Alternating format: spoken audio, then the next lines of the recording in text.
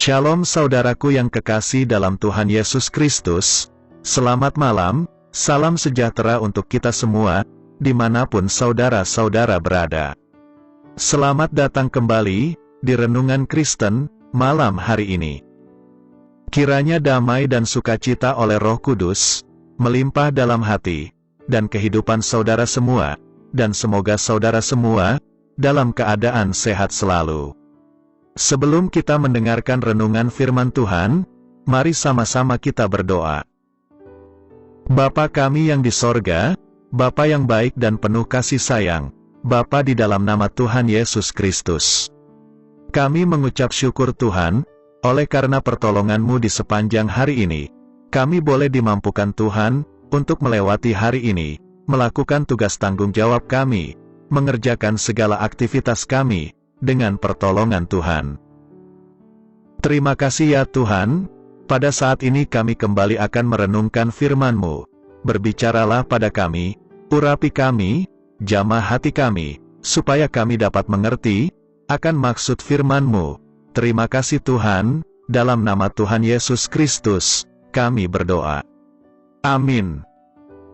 Saudaraku yang terkasih dalam Tuhan Yesus Kristus, jika kita menyimak catatan-catatan di Alkitab, maka di situ kita akan menemukan, setidaknya ada 4 sasaran, dari kasih kita sebagai orang percaya, atau sebagai pengikut-pengikut Kristus, yaitu kita mengasihi Allah, kasihilah sesamamu, kasihilah musuhmu, dan mengasihi diri sendiri, dan hal ini adalah dasar dari ketiga hal yang lain. Namun, realita yang sebenarnya, kasih yang seperti apa yang kita arahkan kepada Tuhan? Karena betapa sering kita bergumul untuk mengekspresikan kasih kita kepada Tuhan dan kepada sesama. Sehingga yang terjadi, apa yang digumulkan oleh Rasul Paulus di dalam kitab Roma pasal 7, ayat 18 dan 19, sebab aku tahu bahwa di dalam aku, yaitu di dalam aku sebagai manusia, tidak ada sesuatu yang baik. Sebab kehendak memang ada di dalam aku, tetapi bukan hal berbuat apa yang baik. Sebab bukan apa yang aku kehendaki, yaitu yang baik, yang aku perbuat, melainkan apa yang tidak aku kehendaki, yaitu yang jahat, yang aku perbuat. Di dalam ayat ini, kita dapat melihat, ada pergulatan batin yang dialami oleh Rasul Paulus. Apakah pergulatan batin yang dialami oleh Rasul Paulus dialami sesudah dia bertobat? Ternyata tidak. Di dalam kehidupan ini, kita juga sering bergumul dengan pemahaman kita mau mengasihi Tuhan dan sesama kita, namun nampaknya hal itu begitu sulit. Ekspresi kasih kita terwujud kepada Allah, kepada sesama, bahkan kepada musuh, itu terbangun dari bagaimana cara kita mengasihi diri kita sendiri. Dalam Injil Matius pasal 22, ayat 39 bagian B, mengatakan, kasihilah sesamamu manusia, seperti dirimu sendiri. Ayat ini menegaskan, bahwa tolok ukur untuk mengasihi orang lain, adalah kasih yang benar dan tepat, kepada diri sendiri. Mengapa kadang-kadang, hal mengasihi diri sendiri, menjadi sesuatu yang kurang nyaman untuk dilakukan? Karena kita khawatir, akan dianggap sebagai orang yang egois, orang yang mementingkan diri sendiri, orang yang berpusat kepada diri sendiri, orang yang narsistik. Dan kalau kita tidak bisa mengasihi diri kita sendiri dengan benar dan tepat, hal-hal yang nampak baik, ekspresi kasih kita kepada Tuhan dan sesama, menjadi sebuah kebutuhan emosional kita, yang muncul dari trauma-trauma relasi kita, sehingga kita berjuang untuk mengasihi Tuhan, namun rasanya tidak pernah cukup. Kita datang kepada Tuhan, selalu ada yang kurang, sehingga kita tidak bisa menikmati relasi hubungan cinta dengan Tuhan. Dan dari ayat-ayat ini, kita akan ditolong, bagaimana seharusnya kita mengasihi Tuhan, mengasihi sesama, dan mengasihi diri sendiri, dengan cara yang sehat dan benar. Dalam Injil Matius pasal 22, ayat 37-40, mengatakan, Jawab Yesus kepadanya, "Kasihilah Tuhan Allahmu dengan segenap hatimu, dan dengan segenap jiwamu, dan dengan segenap akal budimu. Itulah hukum yang terutama dan yang pertama, dan hukum yang kedua, yang sama dengan itu, ialah, kasihilah sesamamu manusia, seperti dirimu sendiri." Pada kedua hukum inilah, tergantung seluruh hukum Taurat dan kitab para nabi. Dari ayat ini, karakteristik mengasihi Allah secara vertikal, apa saja? Dalam ayat 37, kita mengasihi dengan segenap hati, segenap jiwa, dan segenap akal budi.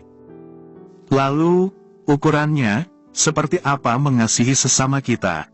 Patokannya, adalah mengasihi diri kita sendiri. Kedua bagian ayat ini, menjelaskan, bahwa keberadaan kita yang paling mendasar, esensi diri kita, itulah dasar yang sebenarnya.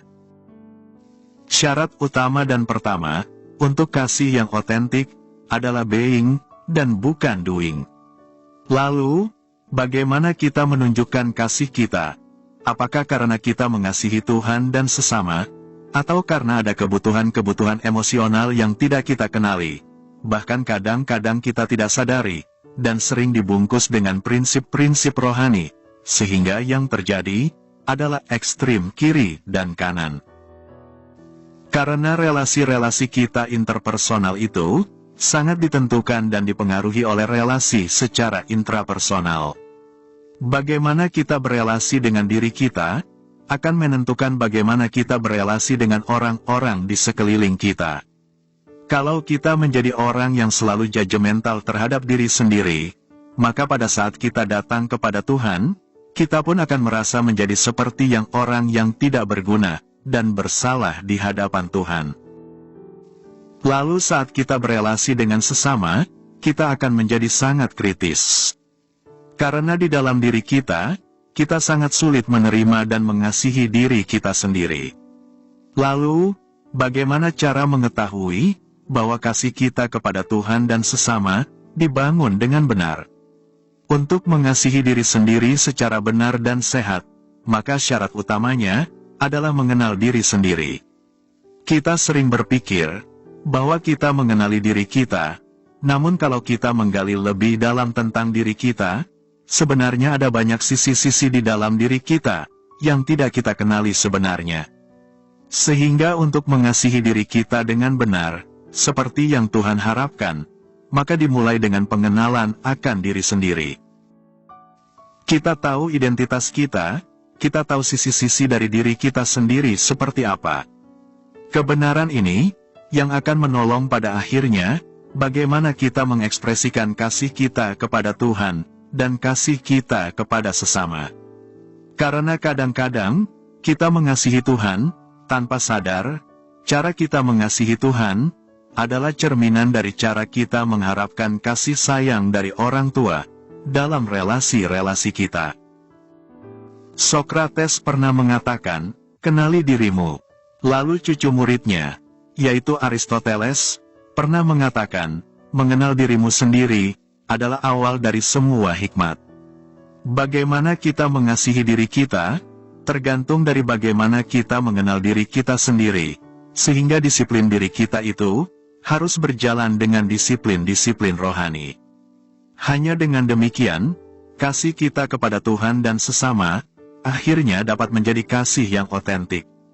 Bedanya sangat tipis, untuk dapat memilah, dan disitulah kita butuh pertolongan Tuhan. Amin. Tuhan Yesus memberkati. Demikianlah renungan firman Tuhan pada malam hari ini. Semoga menjadi berkat bagi kita semua. Dan untuk menutup renungan pada malam ini, mari kita berdoa.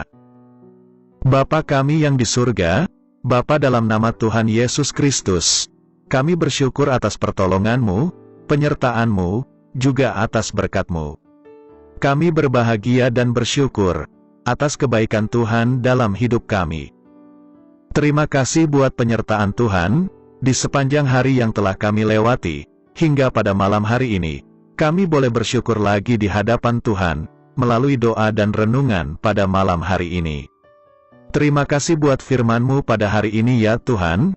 Kami mau selalu belajar dan terus belajar tentang firman-Mu. Firman-Mu yang menguatkan dan meneguhkan iman kami. Firman-Mu yang mengubahkan hidup kami. Kami mau melakukan firman-Mu ya Tuhan di sepanjang hidup kami, agar kami tetap kuat berjalan bersama dengan Engkau. Terima kasih ya Tuhan, buat kesempatan hidup yang masih Engkau berikan. Kami mau pakai untuk hormat dan kemuliaan nama-Mu. Kiranya Engkau terus memberkati kehidupan kami, keluarga kami, sanak saudara kami, daerah tempat tinggal kami, bangsa dan negara kami, pemerintah-pemerintah kami, biarlah semuanya dalam perlindungan-Mu ya Tuhan, dan jadilah sesuai kehendak-Mu yang terbaik dalam kehidupan kami. Ya Tuhan, hamba berdoa buat saudara-saudaraku, yang sudah mendengarkan renungan hari ini, yang saat ini sedang mengalami sakit penyakit, pergumulan masalah, kebutuhan ekonomi, kiranya Engkau jamah, sembuhkan dan pulihkan, berkati perekonomian mereka, serta berikan jalan keluar, di setiap pergumulan masalah yang mereka sedang hadapi. Dan ajarlah kami ya Tuhan, untuk selalu berharap dan percaya sepenuhnya, kepada Tuhan Yesus. Pada malam hari ini ya Tuhan, kami akan beristirahat dalam tidur kami. Kiranya Engkau sertai dan lindungi kami di sepanjang malam ini, sehingga kami boleh bangun besok pagi, dengan tubuh yang sehat, kuat, serta diberkati Tuhan.